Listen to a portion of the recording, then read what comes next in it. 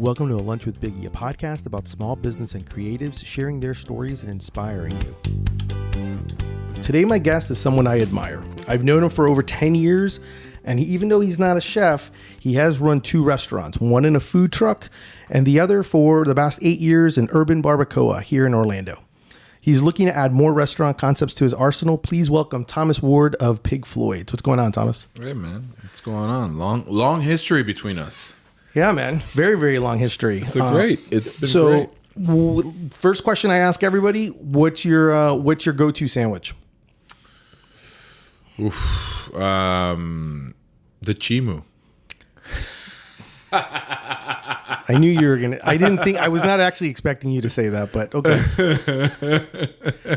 The reason it's funny is because that is my favorite sandwich. It is my favorite sandwich. I've called it my favorite sandwich. Anytime anyone ever asks me what my favorite sandwich is, that is the answer. And the reason why it's even funnier is that it doesn't exist anymore. So it will. It will. I'm actually bringing my chef back to work with us, and that's one of the first things he's gonna really do. Yeah, he's gonna bring that sandwich back. That is like my it's time. It's a good time. I think it'll fit right. The issue for us is just bringing the bread, so we got to figure that out. But I think that was a great sandwich. It is, and we're going to talk a little bit more about it. So definitely. So basically, I want to kind of start off with kind of telling everybody a little bit about how you kind of started, because what's amazing about your story, and what I think at the end of the day, that's like I'm just kind of really curious to see what the secret recipe or the secret sauce is for you, because you're not a chef. Mm-mm. Yet you started a food truck, which you started Treehouse Truck in like about, what is it, 2011? 2011, March 15, 2011. So you started the food truck. What made you start Treehouse Truck? I got fired by my father May 2010 from the supermarket business. Not because I did something wrong, but what happened was that I have a big family. I have 4 sisters, and at that time it was me and my sister Carol involved in the business, and I was young. I thought very highly of myself. Yeah. And I said, if I'm working, I was working ridiculous hours. I was working 7 days a week, 15 hours a day. And I was saying, like, if you don't give me a portion of the company, I don't want to keep working these hours because I don't know what my future entails, right? And you know how families are when something happens, and there's money involved, it's ugly. So I didn't want that for us, and I decided that I wanted to buy a supermarket. And I went through the whole process because actually the owner of the supermarket was one of my friend's dads, his dad. And I went to a meeting, I asked for the information, and I went, like, I'm straightforward. I said, sir, I don't have the money to buy this, but I'm going to go out and look for it. Yeah. And then I'll buy it, right? He proceeded to call my dad. And he said, your son's nuts. What is he trying to do? My dad wanted, I think it was a great lesson. He wanted to teach me a lesson. So he decided that day that he was going to let me go. And the next day he went and bought the supermarket. Okay. Now, granted, let me tell you, I showed the supermarket to him probably 6-7 times. And every time he said no, that it was a piece of shit. Can I curse? Yeah. Yeah. And I remember when, his money manager calls me. This all happened Thursday. Friday, he buys the supermarket. His money manager calls me on Saturday and says, hey, your dad's willing to offer you a percentage of this store. And I said, tell my dad to stick it. I have a plane ticket to Miami on Monday. I'm leaving the island. I don't want to be here. I don't want to be involved. We actually had a chat before I left. Mm-hmm. And, I had to go out and look for my future. Mm-hmm. And I came back to the States, and, it was a tough time because 2010 here, there wasn't a lot of jobs. Mm-hmm. But I wanted to continue in the supermarket business and learn so that I could come back. It took me about, I want to say 4 or 5 months to find a job with Fresh Market. And I went to work at their store in Coconut Grove in Miami. Okay. And they had offered me a position that basically was going to translate into becoming a manager of the store that they were opening in Miami in South Beach. But then I found out that the plans for that store were delayed, and I couldn't wait with what they were paying me because it would have been rough to live in Miami with that wage.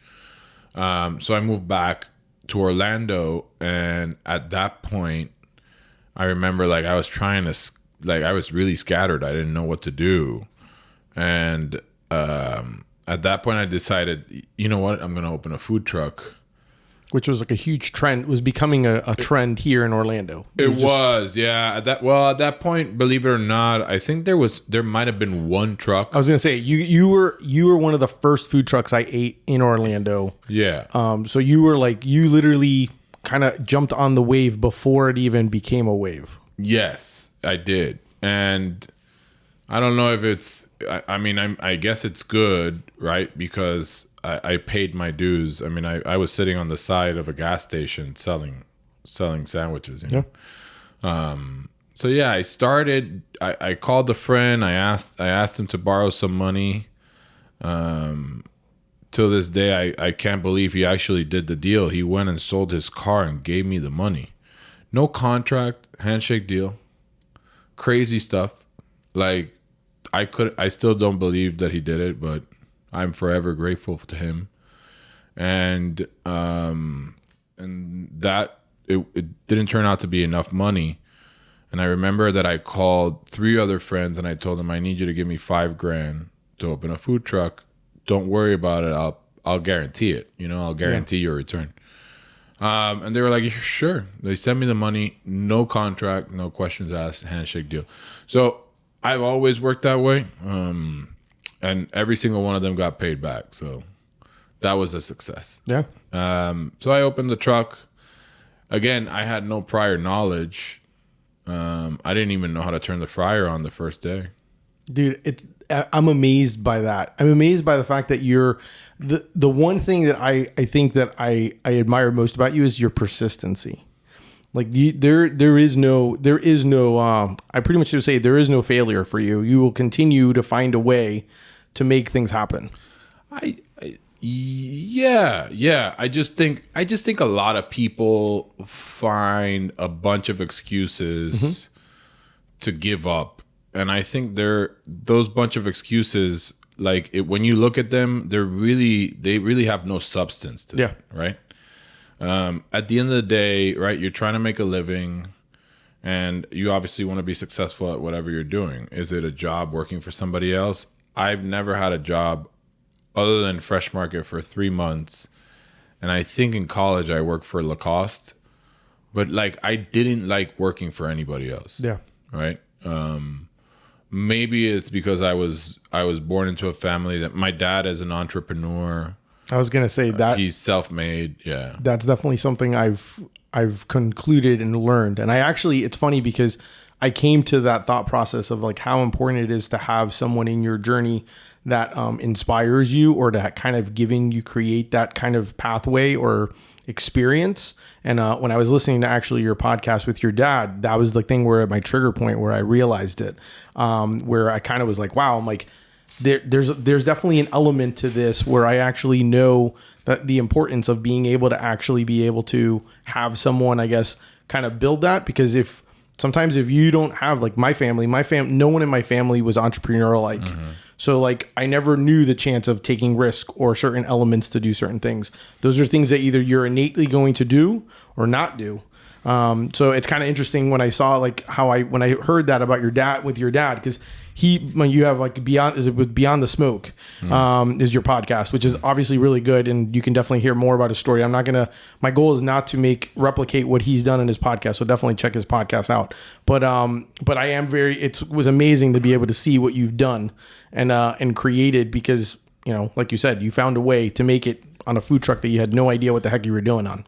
I have to tell you though that, and I do it here. I don't do it often. I have to give props to my dad. Even though sometimes I felt at that point that he was being a little bit harsh and hard, he made me realize, obviously, the important fact that failure isn't all that bad. Okay. I remember when I tell this story because I think it's important. When I was 21 years old and I graduated from college, I went to sell real estate. And I remember the first month that I was working, I made $150,000 because it was a great market. Yeah. Right. And I at the same time was investing with my dad in buying properties and stuff like that. So I made money quick, and then I had properties, and then, you know, my dad had just sold his company for a lot of money. Mm-hmm. So I had what's called the rich kid syndrome. Yeah. Right. And I've always lived a pretty privileged life. I went crazy in the sense I didn't drink or do drugs, but I bought 4 cars. I remember my car bills were $9,000 a month. Wow. And, you know, at 20, 21, 22, you're making money and you're spending it really quick because you're young. And all of a sudden, when that market turned around, you know, I had this belief that anything wrong that happened to me, I had backup, you know, with my dad having the money to be able to pay whatever issue. And I don't think I've ever told him this, but I probably appreciate it now more than ever at 38 that he didn't fix my problem. Yeah.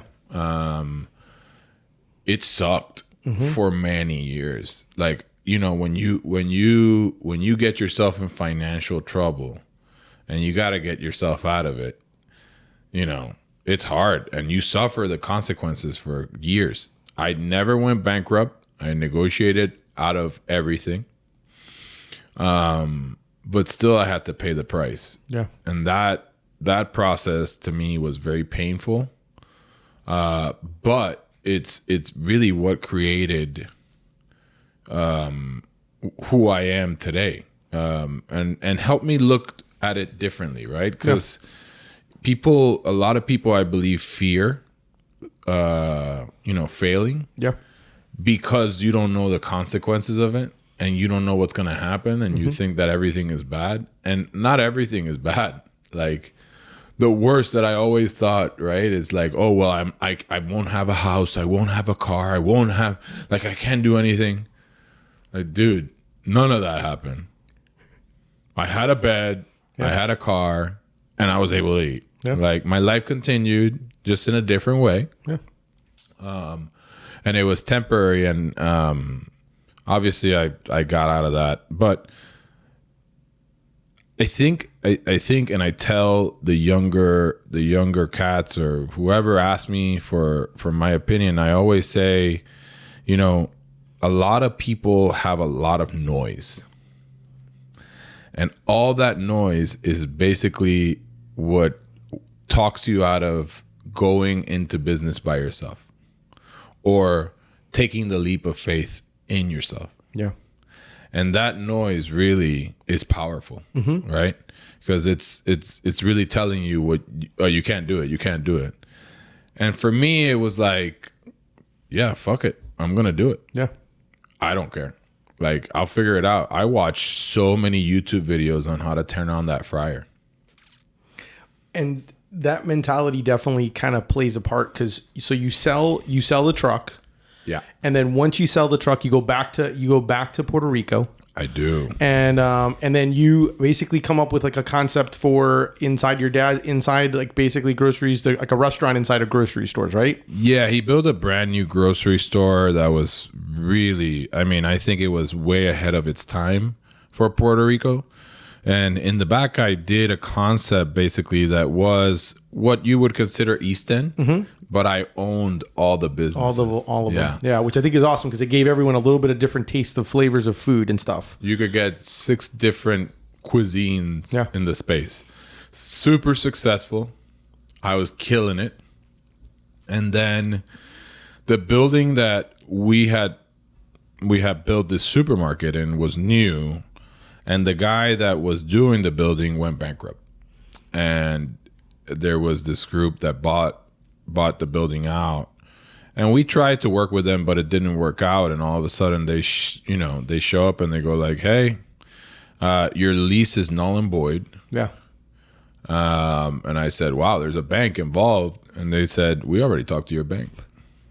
We bought the equipment that's in there. Yeah, they're like, sorry, you don't have a business anymore. Yeah, you don't have business anymore. So it at that time, obviously you're thinking, I'm over. I'm done. Yeah. But I think in that there was the best opportunity ever for me. Because obviously you see that failure as like, holy shit, like I'm done. Yeah. And then all of a sudden I moved back to Orlando 3 days later after I closed down. And I started asking some people that were in the food truck, like, what should I do? The only thing that I know how to do is restaurants. Yeah. And they said, oh, you should go into barbecue. And I was like, yeah, that's not a bad idea. Yeah. And I'll be honest with you, because the amazing part is this. Once again, you're not a chef. You're learning how to do this stuff on YouTube. And I remember when you first started, you kept asking questions on Facebook of like, hey, anyone have a good recipe for this or a good recipe for that? You were basically just getting anybody's information. You just basically wanted to soak up as much information about barbecue. Mm-hmm. And I remember you would do stuff in your house, try to like figure out ways and recipes of food. And then you basically were like, yeah, I'm going to open a barbecue place. Yeah. And I still remember, because I remember driving on the road that it's off of Mills. And I remember driving and seeing, like, as you were trying to build the place, and I could see you, because the one thing about Thomas, if you've never met him, the reason the truck was called Treehouse is because Thomas is super tall. So like you can't really not miss him. So it's kind of, but yeah, I find it to be very interesting that you kind of went the route of, hey, I'm going to make a barbecue joint. But the thing was, which I love, is the fact that you were like, I'm not going to do a barbecue joint like the traditional barbecue joint. You're going to do one like urban barbacoa. So tell people a little bit about what made you think to go do barbecue, but do it your way. I actually don't want to take responsibility for that, because I have to give props to my dad. My dad was involved at the beginning. Obviously, the name was Big Floyd Smokehouse. I was gonna be a traditional barbecue place, but when we were building out the location, he mentioned that we should go and try to figure out how to do something different, because you didn't want to be the same as everybody else. And I was reluctant. I was like, nah, I don't want to do it. I really don't want to do it. I was like, Four Rivers at that time, they were killing it. Very traditional, doing a ridiculous amount of sales out of their building in Fairbanks. Yes. I think at that point he was expanding, and I was like, no, I just want to, beat him at his own game. Which also is the fact that you were in a spot in a part of the community. Like, you picked a great location. And I know, like, based on hearing other things, but like a great location right now based on where it was, because there was nothing barbecue nearby. So you actually picked something that was needed in the community, and you put it there, and then you put your spin on it. And what's amazing, give people an idea of like what it is, obviously if you were to go there, what would be considered urban barbacoa, in the sense of what you decided what was your spin on it? Well, the sides play a big role. I mean, barbecue is really funny, because when you look at it, barbecue is nationwide. Yeah. But the funny thing about it is that it's just different in different areas. So, like, when you look at barbecue in Texas, sides are not really important. Yeah. The meat is what it is. But in Florida, the funny thing is that people love sides. They go to the barbecue restaurant more for the sides than I think for the meat. Mm-hmm.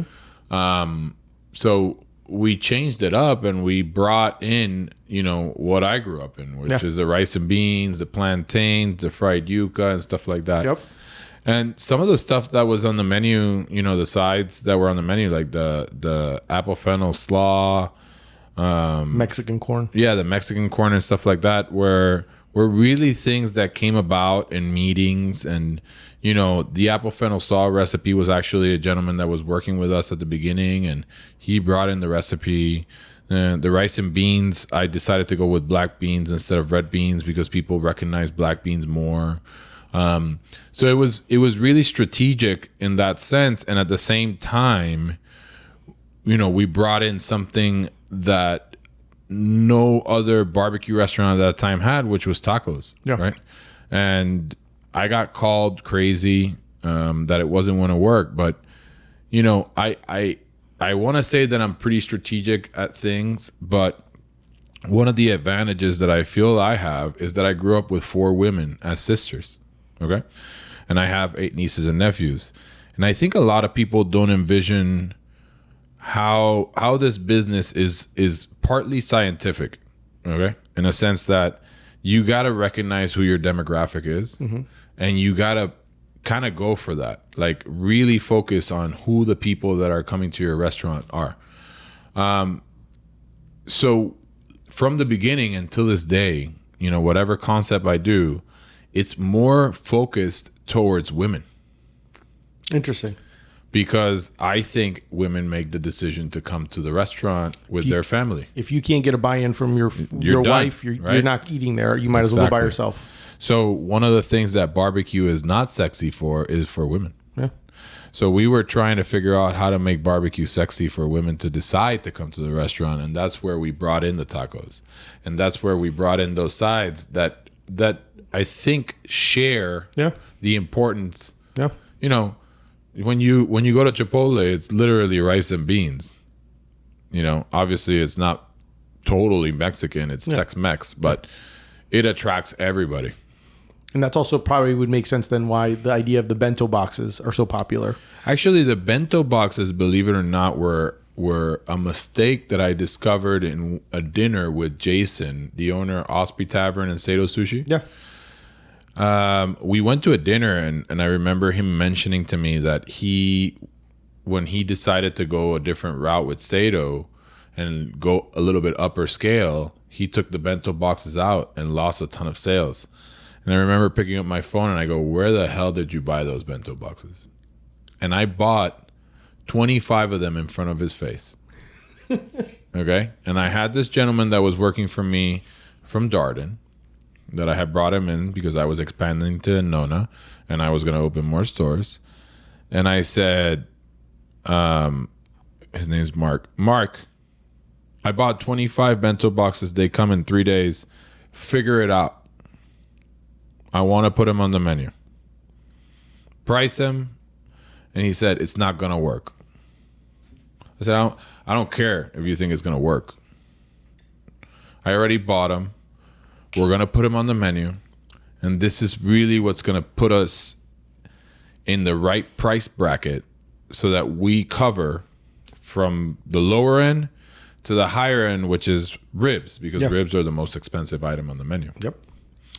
So we really balanced the menu at that point. So I can't, you know, I think a lot of people think that you have to come up with everything. And you don't have to come up with everything. You just have to kind of organize the ideas that different people have. Yeah. And then finally execute. Let's also be open to them. Yeah, I think a lot of, you know, it's funny. I'm not going to say names, but recently I had something happen to me. I was looking to buy a business. Okay.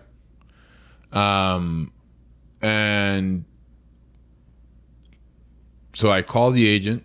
I said, hey, I scheduled me a time so I could go see the business. Yeah. I mean, it's a restaurant. And he goes, they actually don't want to sell the business to you. And I said, wow, okay. Do they know me? No, they don't know you. But you're not a chef. And they think you're loud and obnoxious. Wow. I think that's funny because they don't know me. Yeah. But I think it has to do in the restaurant business. The respect for chefs is obviously extremely important. Yeah. And I respect everybody that's a chef. And I've always protected that.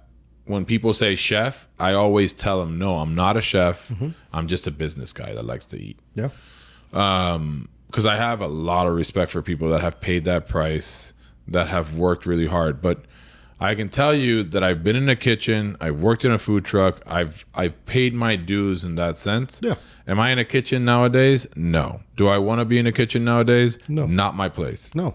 Not my place. But I think a lot of people think that it's just like that's what you're supposed to do. Yeah. When you open a restaurant. Yeah, it's supposed to be like that if you want to open one. That's what I was going to say. If you wanted one, then I could understand that, but not what you're trying to do. Yeah, I whatever business I go into now, especially now, I always position it with anybody telling them that I don't want to build one.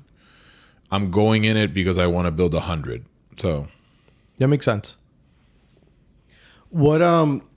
So one of the things that I will say to you that I love the most, because obviously I know quite a few restaurant owners, is that you have an obsession. You have an obsession when it comes to, which I think is super important. That's one of the things I appreciate. An obsession when it comes to the quality of food and the service.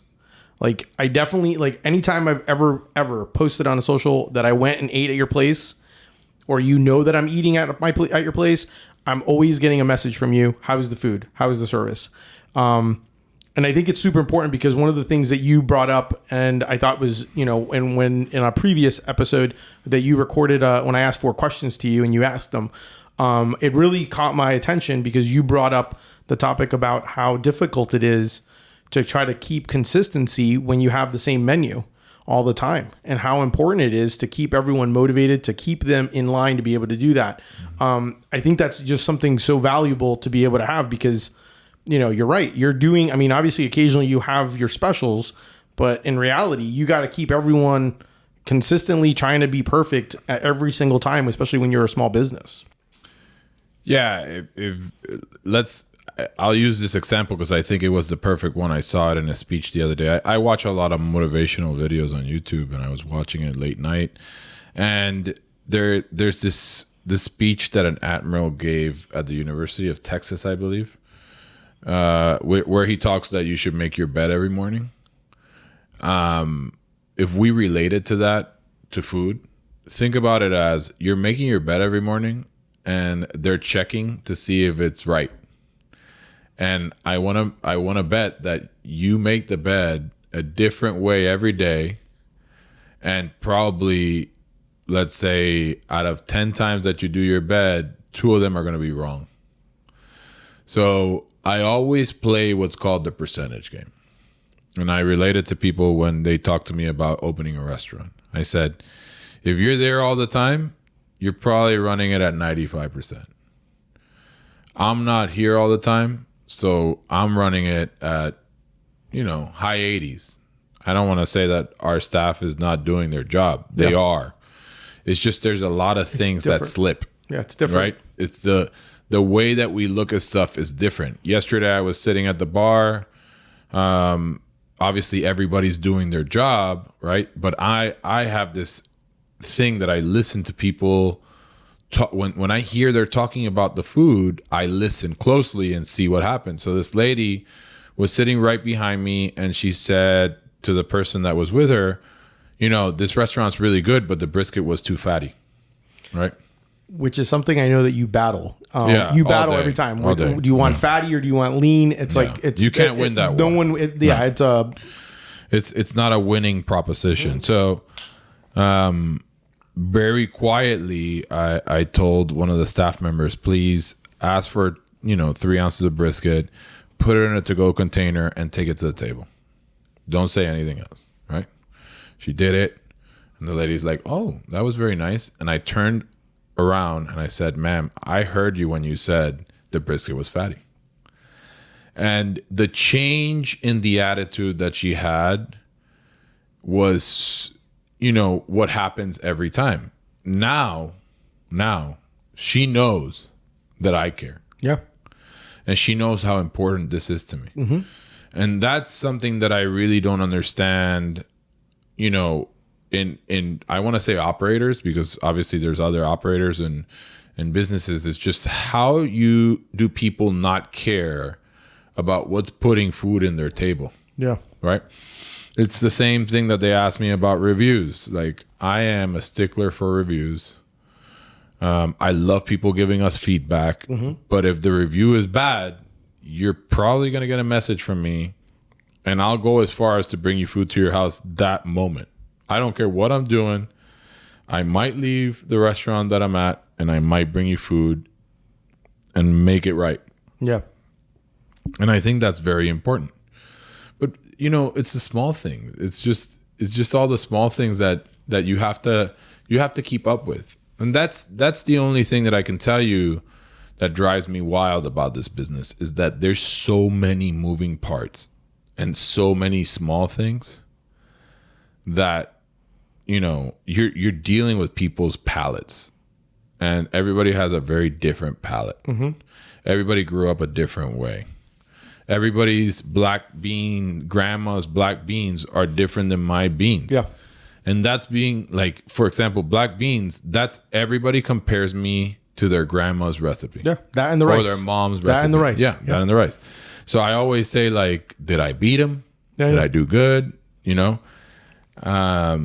And that's the funny part about it. And I enjoy it. Obviously, I'm not in this business because I don't enjoy it. Yeah. And I'm getting deeper into it. So it seems like it's what I really like to do. Yeah. No, that's a good thing though. I've always seen it. I've always seen it, even when it's not just me and you and I have known each other for so long, because I've seen you do it. Like when you're always walking around and trying to get feedback, wanting to find out. You're very good at as well when, the beauty of it is, like, if we come back and say something like, oh, I kind of, I didn't like this as much this time, you always then come back and like, well, how can we make it better? What did you think? So it's always interesting because you're always grabbing that feedback. What do you think it is that doesn't, like, why do you think most businesses don't make it or succeed?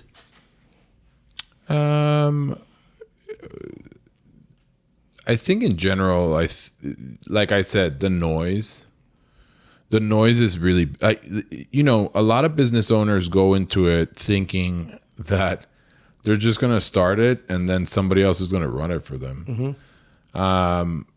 And it's not like that. I mean, I've given up a lot of things for this business, a lot. So it's kind of an exchange, right? Yeah. It's an exchange for your time and your dedication. Like, I'm 38 years old. I'm not married. I don't have kids. I've dedicated the majority of my 30s for Pig Floyd's. Yeah. Obviously, my vision is totally different now at 38 than at 28. But I've dedicated a lot to the business, and now I'm just trying to figure out how to do it intelligently. Yeah. If you want to relate it, it's the same way, when basketball stars start out, they're rookies, they're giving it their all. They work really hard because they want to make that big contract. And some of them, when they get the big contract, it's done. Yeah. They become fat cats. They become fat cats. Yeah. They don't do anything. Others, that gives them, the ability to move forward comfortably. Now they're secure. So they even work harder. And then you see, obviously, there's the stars. And, there's a different level there. Yeah, there's a different level. So at this point in my life, like, one of my mentors, I try to hang out with him however many times I can, because I just like to be surrounded by him, thinking how big he is in terms of the restaurant business. He's pretty big, and he's self-made. And he's failed a lot of times, and he accepts it. He's open about it. Yeah. There's no secrets or stuff like that. So I just want to be surrounded at this point now, people that really want to grow and people that are really, really dedicated to their business and want to be big. Like, if I was in the NBA, I wouldn't want to be one of these fat cats. I would like to be the star. Yeah. So I get it. What talking about failure, I'm just kind of curious on how, because the thing is this, when it comes to you, I kind of want to, you brought up failure, so I will bring up that, and then I'm going to talk to you about like how. No, bring it up. I think it's important that people realize. So one of the things that's amazing is, okay, so obviously you're, like you mentioned earlier, your thought process is, I want to make this, a larger brand. I want to be able to take it and do multiple units on this. You obviously expanded at one point to kind of Because I can only imagine what happens is everyone, when you have your spot, everyone's like, oh, you should bring one here. You should bring one here. And then I know you're always looking at locations, and always trying to look to see like, where can I go and do the next thing? You did do that at one location, which is like in a neighborhood that's, in an area that's like everyone kind of probably like one of the popular areas called Lake Nona. You were there. I obviously loved it because I was like, both of them are the same location, but we would go to both of them. There was a different feel to one compared to the other. But obviously at the end of the day, especially when the pandemic hit, you kind of had to make a pivot and had to make a decision. How hard is that when it comes to something like that, when you're kind of going, I know, and I'm assuming a side of it is also obviously the business side of it, where you're thinking, I am at this location, I'm expecting this much output or sales from this location. I'm not getting it. So I might as well just take the loss and just pull out of it. Is that kind of how it went, or what goes into that decision making? Well, it was hard, right? Because there's a lot of factors that people don't see in the background. When you make a lease, you're personally guaranteeing it. So you got to protect whatever you have. And that's scary. I don't go at it scared anymore. I'm just like, whatever, you got to do it. I think more than anything, yes, the business at the time when COVID happened, you have to make a tough decision on what should I do to keep open. Open in the sense, like, at that point we didn't know what was going to happen, right? Because they closed us, and here we are. The restaurant business, everybody thinks that we just have endless amounts of cash in a bank. It's never going to end. And the funny thing is that I don't think people realize how close huge restaurant companies were on the brink of bankruptcy. Like Cheesecake Factory was really close to bankruptcy. If he didn't do something drastic. Well, he did something drastic and he got slapped in the wrist. And thank God he did it, right? And he paid very little money actually to the to the FTC. At that point it was scary. It was me trying to figure out, how do I continue at least having one unit alive? So I decided to close that one quick, in the sense, not close it completely, but just close it so that I wouldn't have, the only thing that I would be throwing out is, a little bit of power, a little bit of this, and the rent, and then keeping Mills open at all times and pivoting with what we did with the family meals and everything like that. That at that point I even went to Miami to deliver. Yeah, you were delivering everywhere. Yeah. And then, as the decision, we closed that unit. It was 3 months when we started opening again, June, I believe it was. At that point, I was, negotiating with the landlord, and it just didn't work. At the end of the day, it didn't work. It was best for both of us to just go our own way. Yeah. But what happened after that, believe it or not, was very interesting because, I sat at home for 2 weeks. I didn't even come to Mills that much.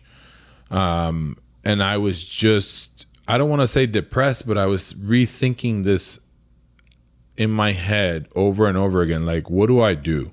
Right? Yeah. Do I just sell the only store that I have?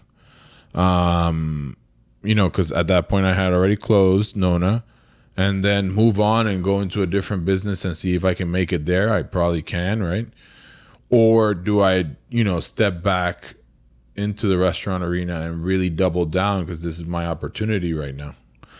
And I decided that was the way I was going to do it, right? And I had been talking with my buddy Al about doing a pizzeria, and the location that I originally had for Pig Floyd's on Mills, who is owned now by Track Shack, was up for grabs, and I signed that lease in December of 2020. And I said, well, I'll do a pizza restaurant. And then I had this list of about 7 different concepts with names in one of my notebooks. And I decided that, if I can't replicate Pig Floyd's right now, then I'm going to start opening concepts close to mills so that I can kind of tinker with them and get them ready for expansion. And that's what's going on right now. I mean, I have Pigza, Pig Floyd's, I have Peggy Floyd's. Luncheonette. Yeah, Luncheonette. That's going to be the breakfast and brunch spot. And then I have a few other several deals working out that if they work out, I think it'd be great. But it's just, it's to the point where now people are telling me like, yo, you're crazy. And I think it's crazy, but it's crazy good, because I kind of, when I heard first I was like, okay, you're going to do Pigza. I was like, and then I was like, okay. But then I was like, well, you're doing it with Al, who does pizza, and then you're going to do it. And you're basically, once again, like we're not doing traditional pizza. We're going to, you may have like a cheese, but you're going to do like barbecue is going to be involved in it. It's going to be different. And so I'm hoping there's going to be like a Caribbean type one pizza, of course. Yeah. I mean, I think that menu is being developed. Also, I brought Jason back into it as a corporate chef for me. And I think that's probably the most fun time. I always say, I always tell everybody the fun time is when you're creating. The not so fun time is when you're operating. Correct. Right? Now you got to deal with a lot of moving parts. But listen, we have a great group of people working with us. The biggest thing that I always ask them is, what do you want? And they all talk about expansion. Yeah. And I always tell them there's a big price to pay for that. And are you willing to pay that price? Yes. Okay. Then I'll do it. And I think I guess one of the thoughts that I loved when I started seeing what you were doing was your concept then would allow you to have, if let's say when it comes and happens, when you have, Peggy Floyd's Luncheonette and Pigza, and you can then go to different cities and literally implement 3 different concepts into one place, which would then hit every single different kind of market area. Right. Which is great, because that's kind of the idea. Your idea is always from the beginning has been, how can I go and create this? How do I make it where I can create this sustainable, same process food, the experience, and be able to bring that to people at different areas when I start kind of doing multiple units.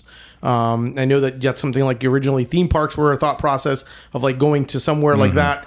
And so I think that's amazing how you've been able to kind of use that thought process. And it kind of was going to be one of the questions I was going to ask was, so you brought up, there's something that you kind of bring up all the time about kind of like the idea of carrying a check.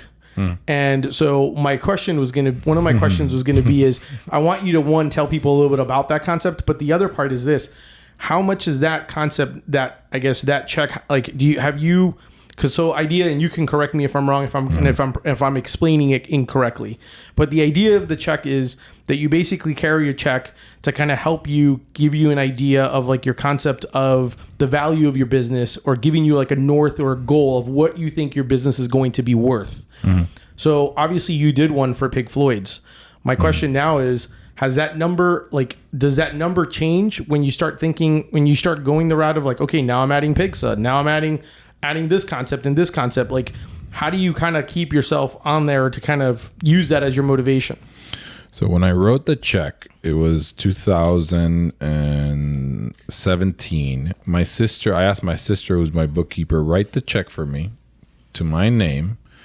And in the bottom, I wrote, selling for, this check is for selling Treehouse Hospitality Group, which is my management company that owns the restaurants. And I wrote that check for a value of $300 million. And that was for how many? Did you have you had like a certain units? Yeah, it was 50 units. That's what I thought. Right, that were doing $2 million a pop. And then I did the quick calculation and decided of how many. We call this in the restaurant world, when you go out and sell your company, you're selling your company for EBITDA. Okay, earnings before taxes and amortization. So whatever the stores are popping out, they pay you times that. Right. And especially if you have a growing brand that they have the capability of really expanding it, they pay you a lot of multiples. right? Typically, they could pay you till 5 multiples. In McDonald's, I think I've heard it's 6, 7 multiple. Wow. But if you have a concept that you can grow, they pay you 10 from 10 to 15 times. So I did that math, and I said, I have an opportunity to sell something that has growth. Has that check changed? Not yet. I think I'm at a time right now where I'm trying to figure out how to effectively create the machine. Yeah. I think the machine, if I'm able to execute with what I'm trying to do, it will be very effective for me to replicate quick.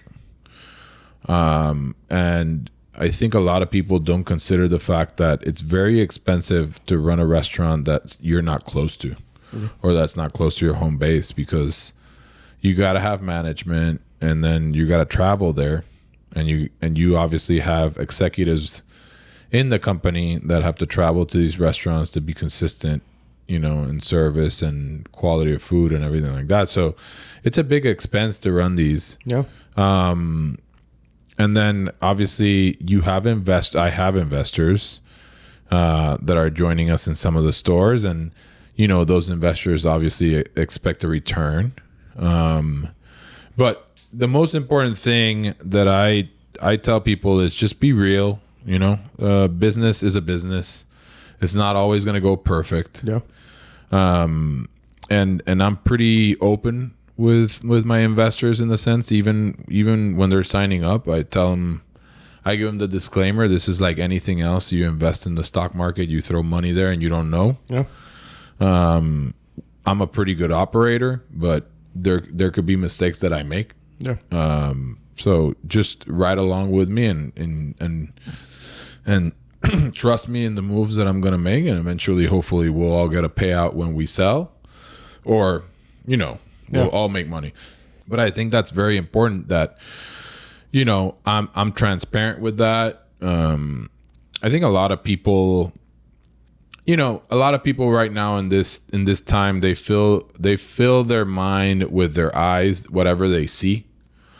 So, if you're living a certain way, or if the you Instagram. the Instagram world. So a lot of people think like, oh my God, he's rich. Even, I remember talking about it like, oh, he's loaded. He's doing great. And it doesn't work that way. It just doesn't work that way. It's not that I'm loaded. It's just, I'm trying to create opportunities for not only myself, but for everybody that works for me. Yeah, and that was one of the things that you also mentioned was like you wanted to do it to kind of give opportunity as well to your staff as well, which I thought was great. One thing that I absolutely loved and saw that you did when you started doing, you obviously leaned forward even more into social and all that aspect, but you decided to do a podcast, Beyond the Smoke. You're also doing videos Beyond the Brisket, and I know you've been working with Brand Crumbs on that, which I think is amazing. By the way, I told Jenna last time I was at Pig Floyd's that I absolutely love her as your co-host. I think the two of you guys do a really good job on it.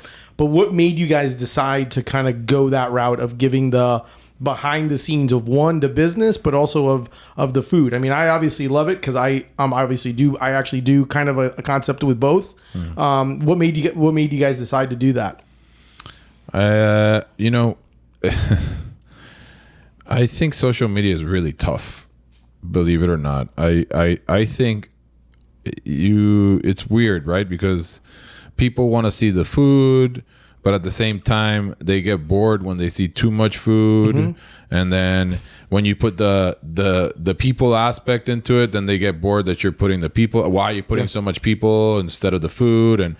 And then during the pandemic, it was literally like I considered it a high school competition to see who's the prom king or queen, to see who's the coolest, because everybody was competing for everybody's attention, right? Yeah.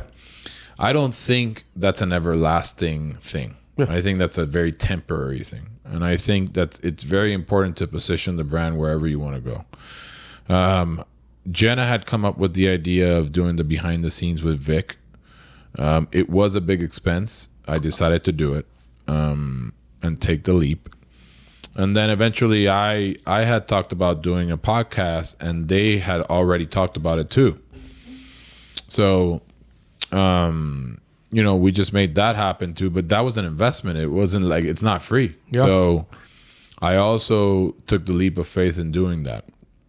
What I've discovered is that not only does it open doors, but the most important thing about all this is bringing the brand out. Yeah. I think a lot of people think that it's about Thomas, and I could give two shits about it. Yeah, to be honest with you, it's not. I don't want to be famous. Nope. I don't need to be. I'm 6'8". I'm noticed anyways. Yep.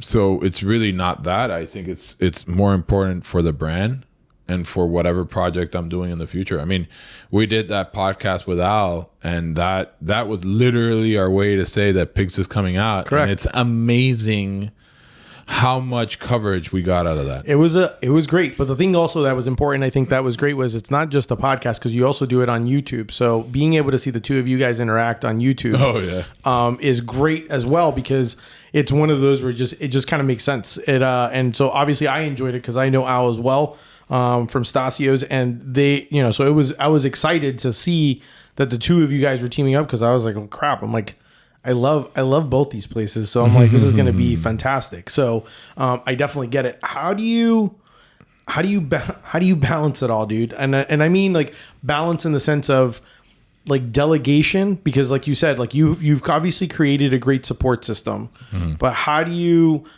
just, how do you balance it all? Because I mean, I know your brain doesn't stop. I know you're always thinking, and I know that you're always trying to be like, what can I do next? So how do you handle that? I think, well, I mean, yeah, it's tough, but at the same time, it's very important that you figure out that the most important thing in your life, I don't believe in balance, Biggie. I don't. I really don't. I don't think there's a balance if you want to be successful. There is no balance. I don't think there's a balance. I think there's a flow. I think you go with the flow. But one thing I want to tell you is that I always considered myself, or always thought about, not being a helicopter parent, I call it. So the people that I hire, I really believe that they can do it themselves. Yeah. My manager that I have at the mill store, I truly believe, and I tell him, this is your baby. Yeah. This is not mine. This is one of them. This is your baby, right? So I tell him, like, you better make it right, because I can walk in and wash dishes. I don't care. I'll do whatever, bro. Like, if the situation lends itself where I have to be in the store and sleep there, I'll do it. I'm crazy like that. You know what I mean? Yeah. And when I tell them this, I think they realize that I'm not joking. Yeah. So, I think mostly is creating the trust in the people that work with you, that you are going to do what you say you're going to do. Another thing is, I think you should trust them, right? And I really don't get mad when they make mistakes. I actually like it, because I think it teaches them how to make decisions by themselves. I'm not on top of them, but I do teach them that this is a business and we got to make money. Yeah.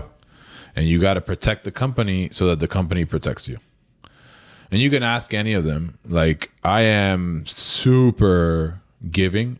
Whatever they need, I'll take care of. They're like my kids. But at the same time, I don't want to coddle anybody. I think you have to learn. And if it doesn't work between us, it's fine. I've actually gone out and found jobs for other people and helped them through. And, I've been pretty fair in that sense. But at the end of the day, it's just taking care of the business. Yeah. And the business will take care of you. Makes sense. How do you handle stress? Man, like, it's funny. It's funny. I think I don't know about you, but as you get older, I think you look at things in the bigger perspective, right? At the end of the day, this is going to sound terrible, but we're all going to die, right? So we have a very short time here on Earth, and I try to focus on the bigger picture, right? I think that this is a marathon. I think that this is a real long marathon for me, right? I really think in longer term and in the sense of like the next 20 years, how it's going to look. And if something happens during the day or whatever, I figure, you know, one or two things. Look at it. Is this really going to affect how the company is going to be in the next 20 years or my life in the next 20 years? And is this really going to affect, you know, my daily life in general, right? Yeah. I always say worry about the really, really, really big stuff. Like if you have a health issue. Yeah. Everything else I think is fixable to a certain degree. And if somebody were to tell me that I would fail, I'm not really scared of restarting. Yeah. So I think, yeah, it's stressful. Believe me. Yeah, absolutely. Like there's situations that pop up, but I think everything is, you can fix it. I mean, some way or another. Now, you got cancer, it's a different thing, man. Yeah, my mom always used to say, the only thing that you can't resolve is death. Everything else, you can resolve. Yeah. So, makes sense. My dad told me one time, I remember, and I said it to my girlfriend the other day. We were passing, you know, wherever, ¿cómo se dice? Un cementerio. A cemetery. We were passing a cemetery, and my dad always said, those people don't have any problems. No. That's true. And I said it the other day in the car to her, and she goes, whoa, like, I didn't even think about that. I go, yeah, right? Like, they got no problems. Yeah, it's true. So we're going to constantly have situations in life. And I think the most important thing is that we don't get so bothered by it that it really affects our future. Yeah. I think people go through things in their life that really obviously affect them for the rest of their life. I do tell you this. I really think, and I've been doing it since I'm 20 years old, and I always give a shout out to Maureen, my psychologist. I think people need to go and talk to somebody. I really do, man. Because I think more than anything, there is situations in your life that you go through that our parents created, right? Correct. We hold our parents in really high esteem, and we love them, and we, you know, obviously they brought us to this world, but at the same time, they were young. They didn't know what the fuck they were doing. Dude, there's no manual for... There's no manual. There's no parent manual. You're a parent. I know. I'm not a parent, but I have nieces and nephews, and I see my sisters and the struggle that they do with kids, and you know, there's no manual. Your parents told you that this is going to happen, and yeah, it happens, but then you don't know how to deal with it, right? Yeah.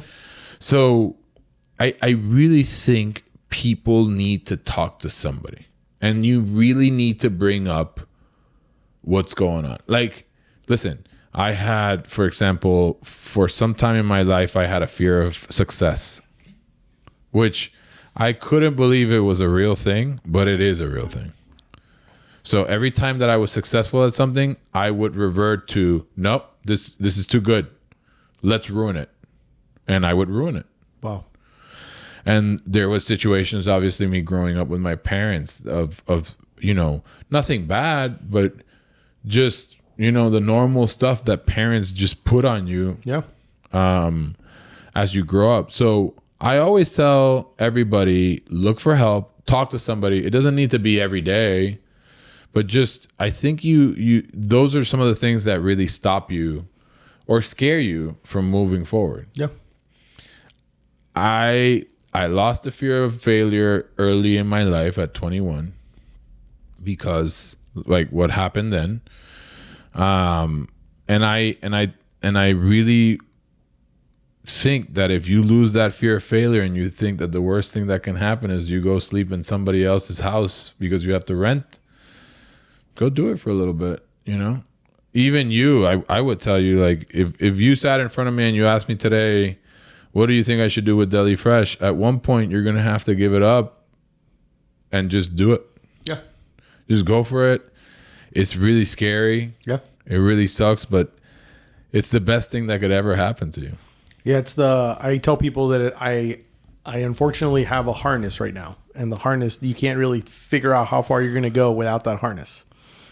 Yeah, but you know, obviously we all have different ideas in terms of our future, but it's hard. It's hard to judge anybody else and their position in terms of creating a business, because you don't know what happened. Like, there's some people out there that go into a business and become really successful, and they could talk all the shit they want because they're successful. Now, talk to somebody that has opened a business, failed, and gone back and opened it again and tried again and do this and that. I respect that person more than anybody else. Yeah.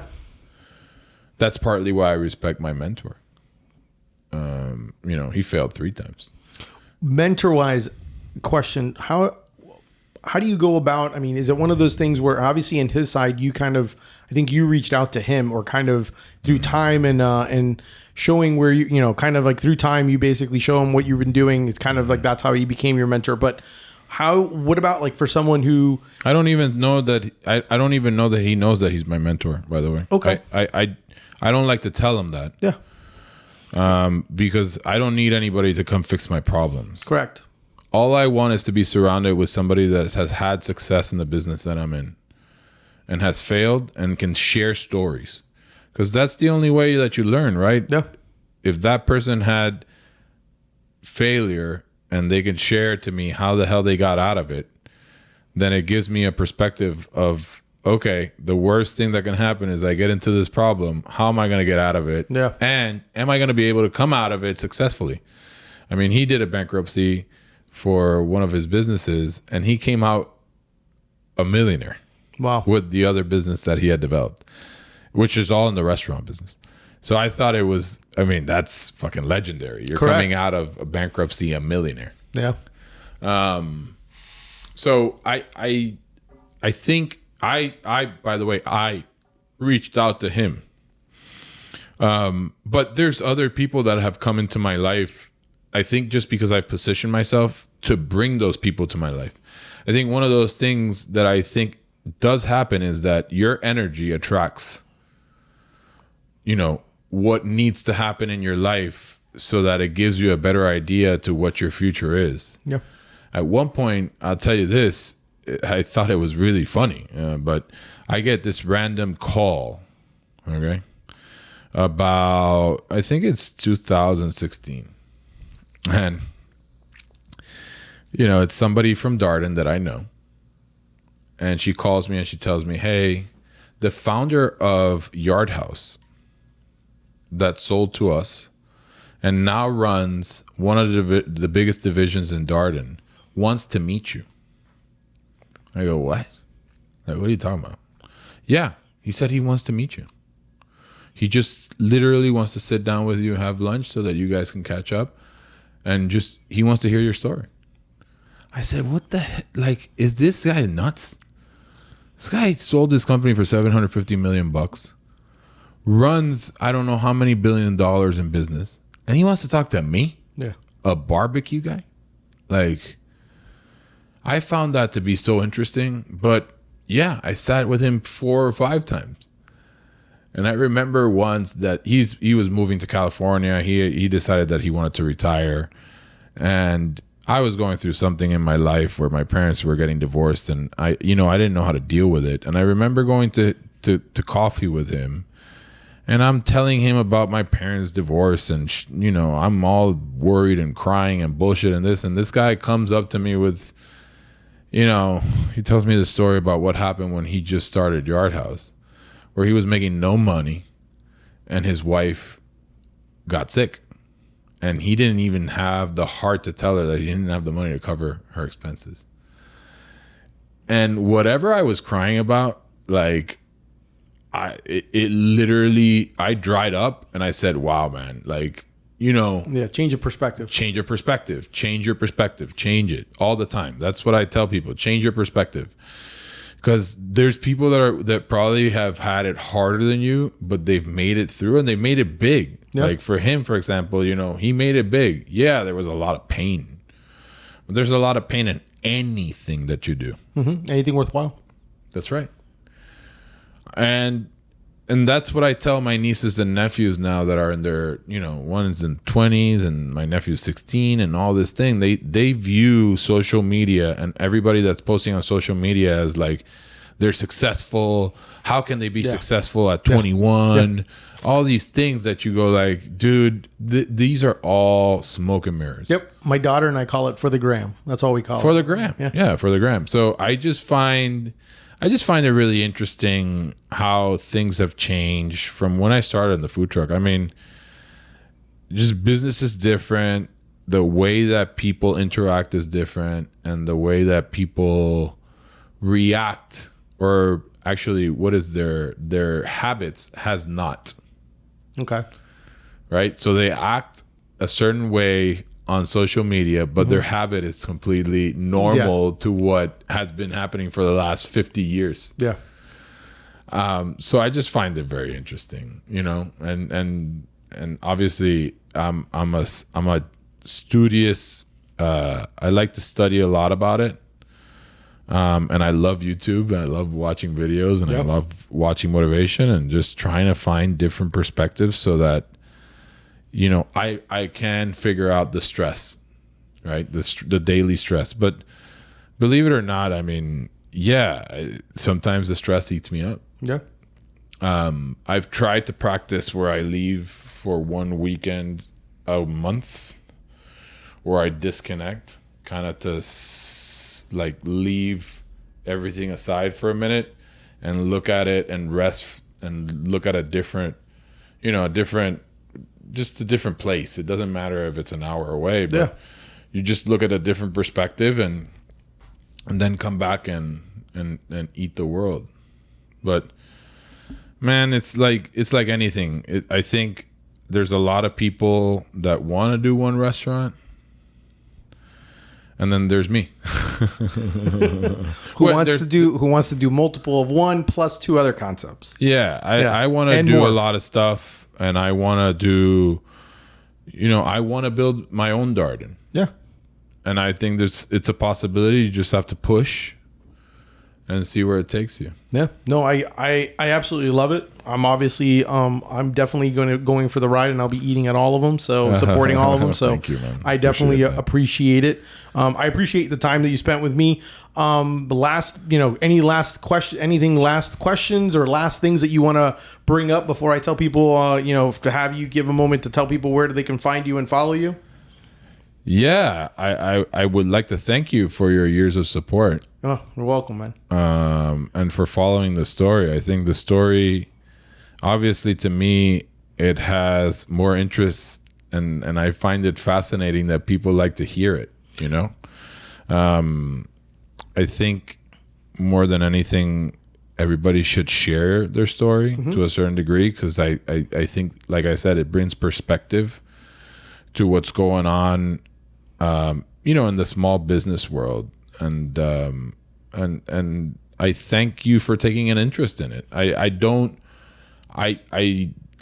It's hard for me to believe sometimes that people do have an interest in the story and how they follow it. Like, and even when somebody says hi to me outside of here, I'm still impressed that, listen, I just have one restaurant. I sell barbecue. I'm not a big deal. So, and I want to keep that way. But here's the thing. I will tell you this, Thomas, and I could safely say this because I've known you now from inception of Treehouse to where you are. Mm-hmm. There is something about the energy that you put out. And I know, even though like you're obviously super tall and super big, but you do have a genuine good heart. You're like, and those things do come out. So therefore, and I think it's an amazing thing to be able to see. Perfect case in point. My birthday comes. I turned 45 just recently, but I was like, when I turned my 40th, my favorite sandwich is what? The ChiMoo. So what happens? My wife calls Thomas up and says, "Hey Thomas," I was like, Anthony wants a ChiMoo, and he goes, "Okay, yeah, tell him to come to the restaurant. We're gonna eat dinner at the restaurant." He's like, "Okay." I show up there. What do? You freaking make me a ChiMoo. The thing about the ChiMoo is that it has like steak. You didn't even have that. You basically brought stuff over. I mean, those are the little things that I think, to me, obviously, I'm always going to appreciate and enjoy. But I also love the fact that from where I've seen you, from where you've started, basically learning how to do it and basically kind of doing, and I'll never forget, because I know when it came to Treehouse, at one point someone called it quote unquote carnival food. Yeah. And you know, and with that concept, and I basically to where you are now, I mean, it really is amazing. And the more people that see or hear this story, I think it should inspire them to be able to say like, well, shit, if he does it, I want to be able to do it.